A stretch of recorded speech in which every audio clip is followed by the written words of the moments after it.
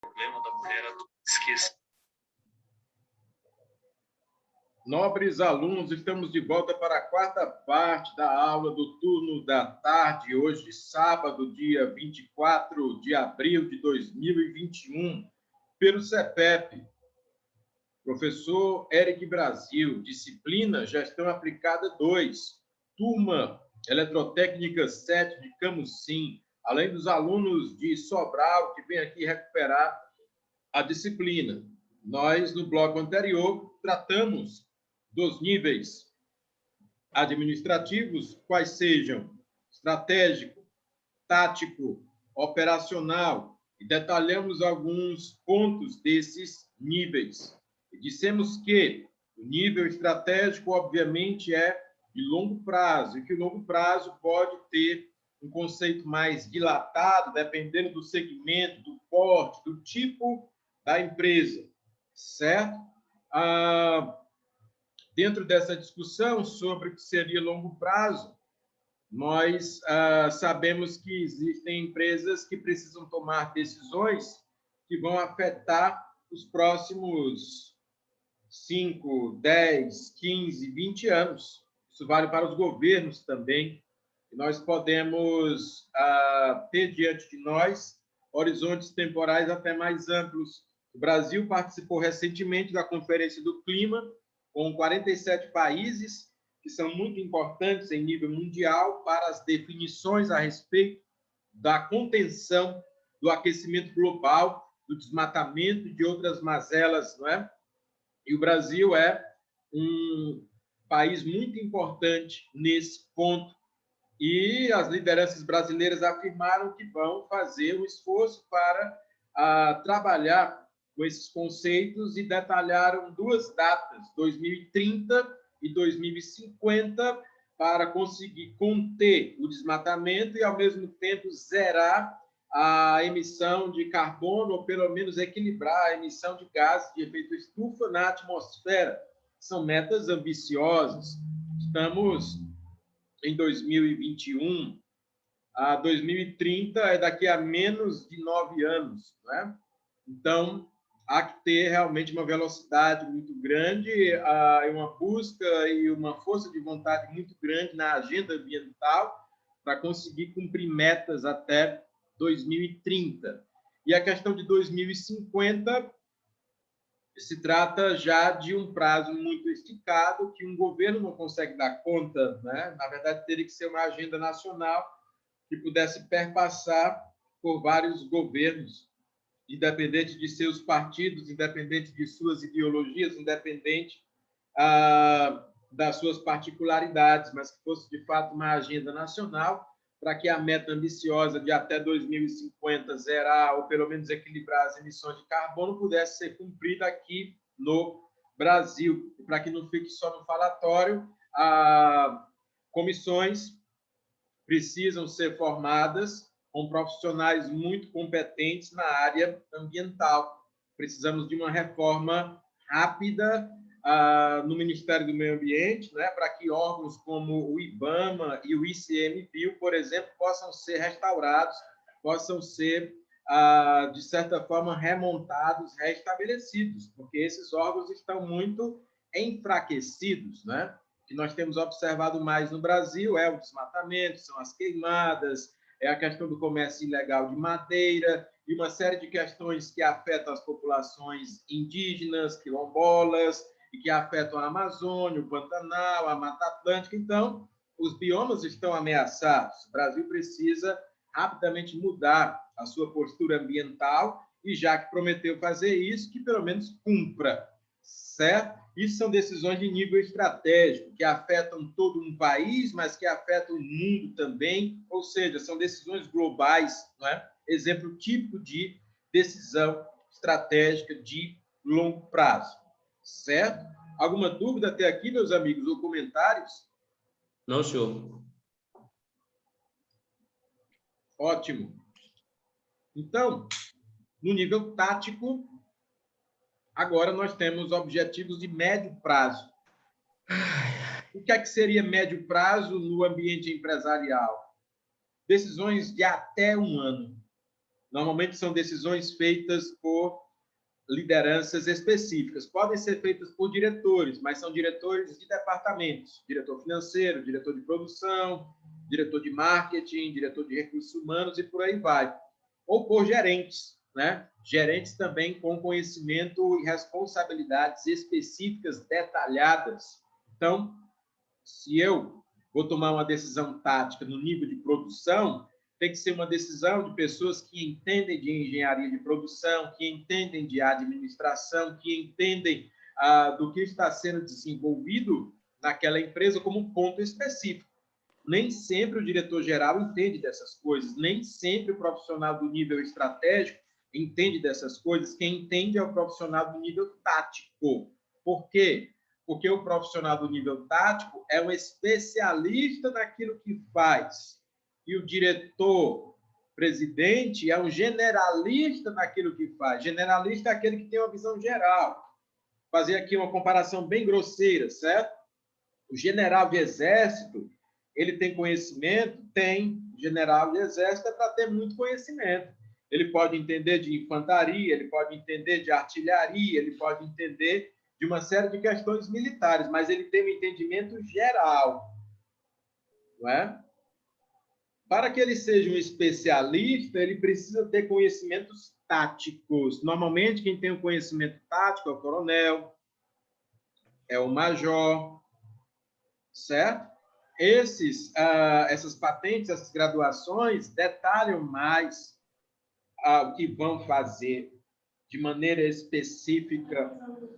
Então, às vezes, é muito melhor você ter um major na sua artilharia do que um general. Ou você ter um coronel especializado comandando a equipe de infantaria, ou até mesmo um profissional de uma patente menor, que ele tenha um conhecimento mais focado naquele segmento, certo?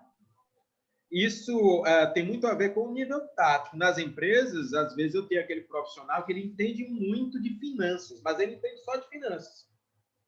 Às vezes, eu tenho aquele profissional que entende muito só de contabilidade. Aí eu tenho que lembrar que contabilidade é uma coisa e finanças é outra coisa. Às vezes, eu tenho aquele profissional que só entende da parte comercial. E parte comercial não é a mesma coisa que parte financeira nem parte contábil. Financeiro,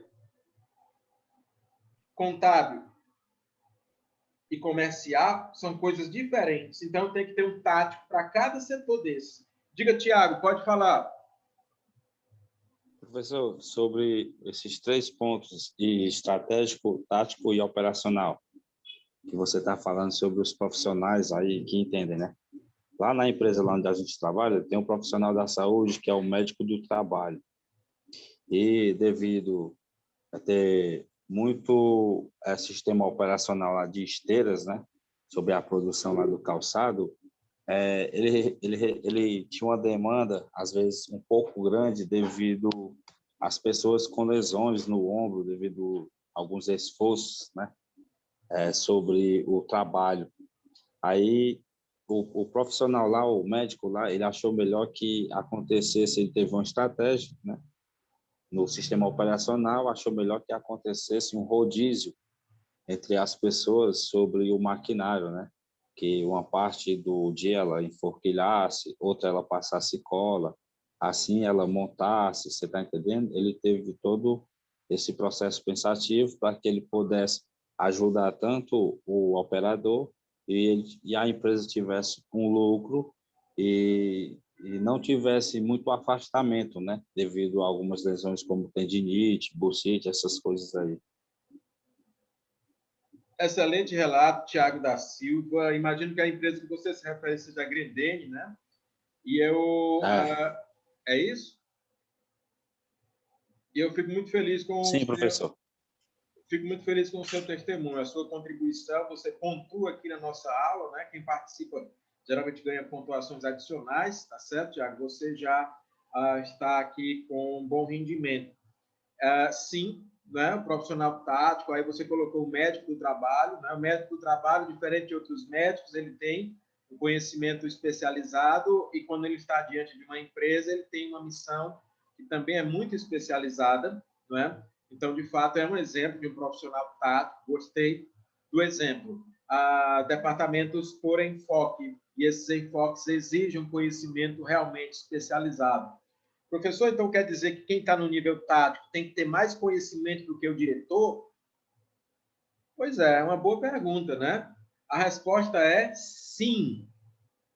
Quem está no nível tático tem que ter mais conhecimento do que quem está no nível estratégico, só que assim, mais conhecimento no seu quadrado, no seu nível, no seu departamento, no seu setor. Então, às vezes acontece que você tem um profissional que ele tem mais conhecimento do que o diretor, mas ele tem mais conhecimento na área dele, na área de atuação dele, porque ele é um especialista nisso. Gerentes, normalmente você vê gerentes que são pessoas muito mais brilhantes do que os próprios diretores, né? Porque eles são profissionais realmente que se dedicam 100% à empresa, certo? O diretor, ele não está com os dois pés na empresa, não.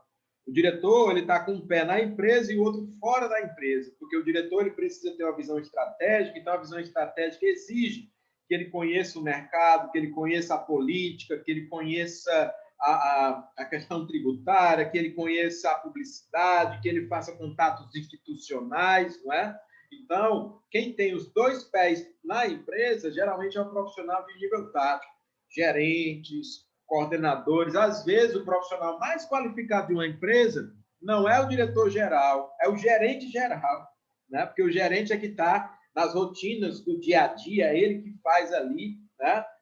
O acompanhamento mais direto, é ele que conhece os pormenores, por assim dizer, das empresas. Claro, tem exceções, tem empresas onde os diretores são muito atentos a isso, mas a grande maioria, se você for fazer uma pesquisa e uma análise, você vai verificar que as pessoas que têm mais propriedade para falar das empresas não são os diretores, nem é o dono, mas sim os profissionais de nível tático, geralmente os gerentes de departamento, às vezes o gerente geral, né? Porque eles estão mergulhados, de fato, 100% na empresa. Eles respiram a empresa, no sentido de respirar o seu departamento, o seu setor, a realidade e as necessidades do seu segmento, certo? Bom, depois do nível tático, nós temos o nível operacional muito atrelado com a execução, muito atrelado com pôr a mão na massa, muito atrelado com fazer, com executar, né? E o profissional do nível operacional tem que ter muito cuidado para ele não ficar alienado. Às vezes ele sabe fazer muito bem a sua tarefa, mas ele não sabe para que serve aquilo.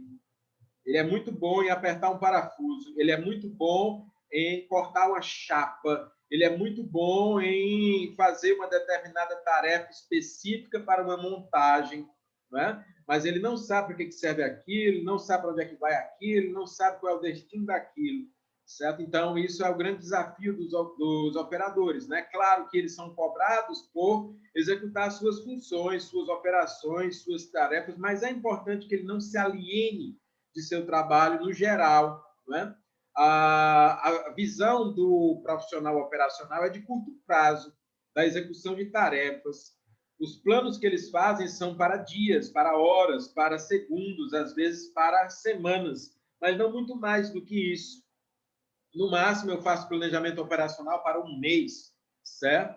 E, em geral, são atividades muito detalhadas, bem mais específicas até do que as atividades de nível tático, porque o operacional, o operador é que vai, de fato, ali produzir, vai, de fato, fazer, certo? Mas tem que ter muito cuidado, porque, às vezes, ele está preocupado demais em só fazer, e ele perde a visão do todo, da realidade. Será que aquilo que ele está fazendo vai se manter no longo prazo? Vai ainda ser uma coisa necessária para o mercado? Os consumidores ainda vão assimilar aquela produção, ainda vão absorver aquela produção, ele vai conseguir escoar aquilo, ele está preocupado só em fazer, né? Então, há necessidade da comunicação entre esses níveis para que o processo como um todo ele não se perca e ele possa fazer sentido como um todo, certo? Às vezes eu tenho funcionários ou profissionais do nível operacional que eles são muito bem pagos, muito bem remunerados e que é até difícil de encontrá-los, não é?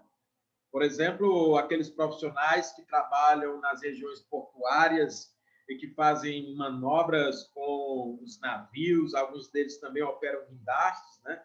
Mas a grande maioria faz manobras com os navios, manobras que nem mesmo os capitães das embarcações sabem fazer, porque se trata de espaço muito confinado, muito apertado.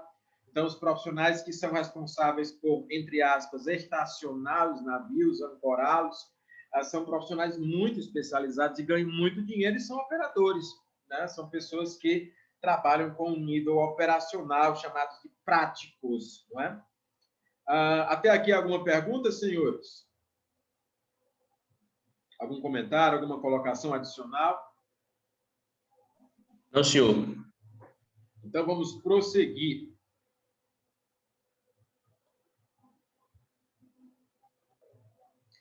Dentro do nosso estudo, além dos níveis administrativos, nós temos o planejamento.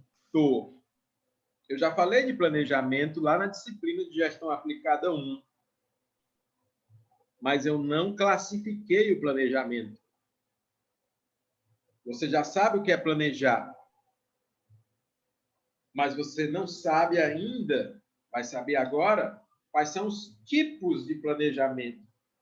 E assim como os níveis, eu também posso ter planejamento estratégico, planejamento tático e planejamento operacional, certo?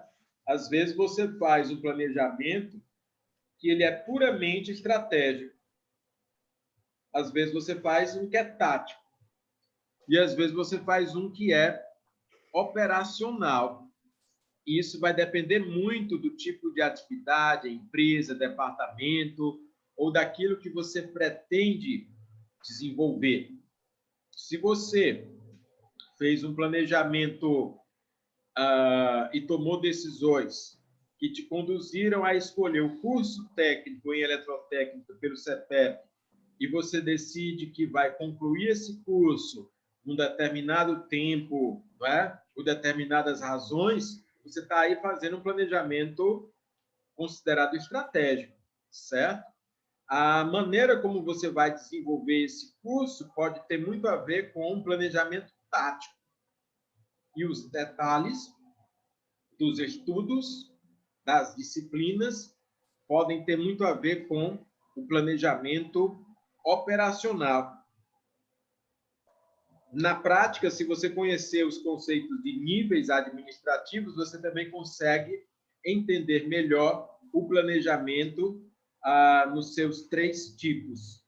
Planejamento estratégico, ele é mais global, mais geral. Planejamento tático é mais detalhado, porém voltado para um determinado segmento. Planejamento operacional mais voltado para a execução de uma tarefa. Por exemplo, quando eu peço para você fazer um exercício aqui, você está fazendo, antes de você, de fato, iniciar, você se prepara, você está fazendo um planejamento operacional. Mas quando eu peço para você estudar uma matéria específica, de certa forma, você pode se planejar para isso fazendo um planejamento tático. E quando eu peço para você entender do curso de eletrotécnica como um todo, você pode, para isso, fazer uma espécie de planejamento estratégico, certo? Aqui é geral, aqui é por disciplina, e aqui tem a ver com as tarefas, exercícios, atividades ou avaliações específicas que você, de fato, faz, de fato, concretiza, certo? Ainda vamos falar um pouco mais, ainda vamos, por assim dizer, aprofundar e detalhar um pouco mais sobre isso. Mas antes de fazer isso, eu quero chamar a atenção e dizer que o planejamento é um dos aspectos mais importantes dessa disciplina de gestão aplicada número 2, certo? Professor, ainda tem alguns aspectos que eu também devo considerar e que são e que devem ser bem dimensionados dentro dessa disciplina? Com certeza. Deixa eu mostrar para você. O controle. é primordial que você assimile a importância do controle. Na disciplina passada de Gestão Aplicada 1, eu já te disse o que é controle, até dei alguns exemplos, mas eu não classifiquei o controle. A classificação do controle é para agora, para essa disciplina de Gestão Aplicada 2. O controle pode ser preventivo. O controle pode ser simultâneo. O controle pode ser posterior. Como assim, professor? Então, os controles são classificados, assim como o planejamento? Correto. O que é o controle preventivo? Como o próprio nome diz, é aquele que antecipa o problema. Tem muita gente que gosta de esperar o problema aparecer, para depois resolver. O mais profissional é você antecipar o problema, prevenir o problema e fazer, por exemplo, uma manutenção preventiva. Isso é mais profissional, isso é mais barato, isso é mais inteligente. Só que, às vezes, o problema acontece na hora que as coisas estão em andamento. Quando isso acontece, você precisa fazer um controle também para corrigir ao mesmo tempo que as coisas acontecem. Isso seria um exemplo de controle simultâneo. Só que, às vezes, você só consegue pensar em corrigir o problema depois que o problema aconteceu. Nesse caso, se trata de um problema posterior. Nós chamamos também de controle corretivo, não é? De todo jeito, nessa disciplina, nós também vamos detalhar um pouco mais para você os tipos de controle, que são aspectos importantes para a gestão aplicada número 2. Ok? Até aqui alguma pergunta, dúvida, comentário ou indagação? Bom, é preciso ficar claro que a questão da disciplina de Gestão Aplicada 2 vem fortalecer e amadurecer os teus conhecimentos na seara administrativa.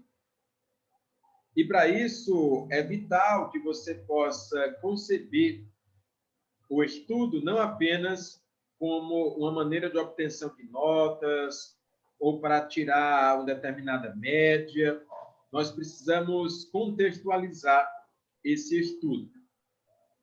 Nós, lá no início da disciplina, nós falamos, hoje mesmo, talvez eu consiga te mostrar aqui,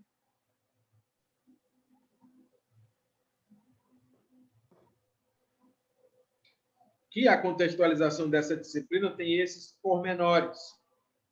E fiquei satisfeito porque a grande maioria já conseguiu, de certa forma, aprofundar e praticar o organograma e o fluxograma.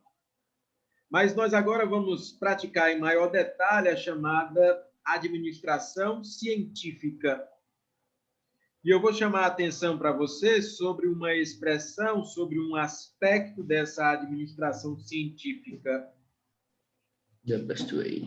A chamada The Best Way. A melhor forma, o melhor jeito, a melhor maneira de fazer alguma coisa. The Best Way. Tudo aquilo que você faz, ou quase tudo aquilo que você faz, pode ser feito de várias formas e tem várias pessoas fazendo, cada um do seu jeito, cada um da sua maneira. Frederick Taylor foi um homem visionário que começou a questionar tudo isso. Taylor observava os operários, observava as empresas, observava as indústrias americanas, e ele queria fazer mudanças, ele queria padronizar, através de métodos, as empresas americanas. Ele queria que o seu país, os Estados Unidos da América, fosse um país importante, poderoso, competitivo. E na época de Taylor, os Estados Unidos ainda não eram a grande superpotência que são hoje, eles eram muito parecidos com o Brasil de hoje. cheio de problemas, cheio de não conformidades, não é? O que foi que fez os americanos mudarem, os estadunidenses mudarem? Dentre outras coisas, foram as práticas da administração científica, do Taylorismo, da chamada The Best Way. Taylor chegou e deu um alerta para os americanos, para os seus concidadãos, e disse, pessoal, que é isso? A nossa produtividade é baixa, o nosso desperdício é muito, a nossa eficiência é pouca. Nós podemos fazer melhor do que isso. Nós podemos até ser melhores do que as nações europeias, do que as nações asiáticas. Então, vamos encontrar as nossas melhores formas de trabalhar. Vamos criar um método. E aí ele começou a fazer esse estudo científico chamado de tempos e métodos, ou também chamado de tempos e movimentos. Ele fazia o estudo detalhado de cada trabalho, de cada operação. Ele procurava identificar quais eram os desperdícios de tempo, de insumos, de matéria-prima. E ele foi até ameaçado de morte por isso, porque os operários e muitos trabalhadores achavam que Taylor ele era uma espécie de espião dos patrões. Ele estava ali para fazer os trabalhadores serem explorados e trabalhar muito mais, ganhando a mesma coisa. Mas Taylor não era um espião e nem era só a favor dos patrões, não. Ele era a favor tanto dos patrões quanto dos empregados, tanto das empresas quanto dos operários. Ele era um conciliador. E ele passou a ser, com o tempo, ameaçado de morte porque ele estava provocando muitas mudanças, né? E você sabe que a maioria dos seres humanos tem medo da mudança. Porque nós, seres humanos, gostamos mais das certezas, nós gostamos mais da estabilidade, nós gostamos mais da previsibilidade. E quando vem alguém com muitas mudanças, alterando demais a forma de trabalhar, gerando incertezas, aí a gente fica com receio. E esse foi o caso de Taylor. Ele tinha boas atitudes, ele tinha boas intenções e ele tinha bons resultados, mas ele tirava a pessoa da zona de conforto. Tanto os patrões, tanto as empresas, quanto os empregados, ele começava a questionar se aquele trabalho realmente estava sendo bem feito, se realmente estava alcançando toda a eficiência possível, se realmente não tinha alguma coisa que poderia ser ali melhorada, porque ele queria melhorar a eficiência das empresas americanas, tanto das indústrias quanto de outros setores. E, para isso, ele precisava estudar, ele precisava conhecer. Não é? O Taylor ele foi, inclusive, um precursor, olha só que coisa curiosa, ele é chamado de pai da administração científica ou pai da administração moderna, e ele foi um precursor da questão da educação à distância, da EAD. Nós estamos estudando nesse momento, esse curso é presencial, eu sei disso, mas nós estamos nesse momento de pandemia com esse estudo à distância, né, online, e o Taylor ele já fazia isso. Mas, professor, como se na época dele não existia internet? Ele se formou por correspondência. Ele trabalhava tanto, ele trabalhava de dia, de tarde, de noite, ele não tinha tempo de ir fazer o curso técnico, ele não tinha tempo de ir para a faculdade, então ele estudava por correspondência. Não sei se você lembra, mas tem alguns cursos que antigamente você estudava pelos correios, né? A determinada escola enviava os materiais e você ia estudando aqueles materiais, como se fosse a aula à distância, só que hoje a gente faz pela internet. Ele fez dessa forma, ele se formou dessa forma, trabalhando em tempo integral e aplicou os conhecimentos que ele adquiriu. Claro que a qualidade desses estudos dependeram também do esforço, da força de vontade, do querer de Taylor. E ele começou a aplicar isso nas empresas, ele começou a identificar quais eram as melhores práticas, quais eram as práticas mais eficientes, mais eficazes, mais efetivas, né? E ele foi construindo o chamado The Best Way para todos os segmentos, para todos os departamentos das empresas que ele acompanhava, certo?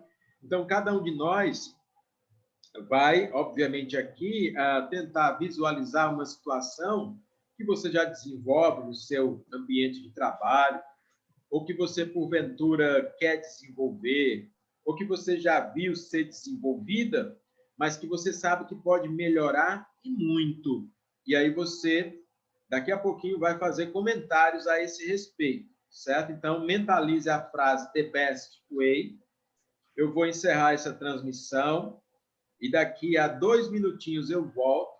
E no retorno, nós vamos falar quais são as melhores práticas que poderiam ser feitas naquilo que você conhece. Pode ser na área elétrica, pode ser na área da gestão pública, pode ser na área da gestão privada, pode ser na parte comercial, mas todo mundo aqui já viu alguma coisa ser feita e você apontou para aquela coisa e disse, poxa, eu faria melhor, eu faria de outro jeito, não é? Então, esse outro jeito é o the best way, ou seja, a melhor forma de fazer, certo? Vou encerrar, daqui a 2 minutos nós voltamos e vamos fazer esses comentários. Até já!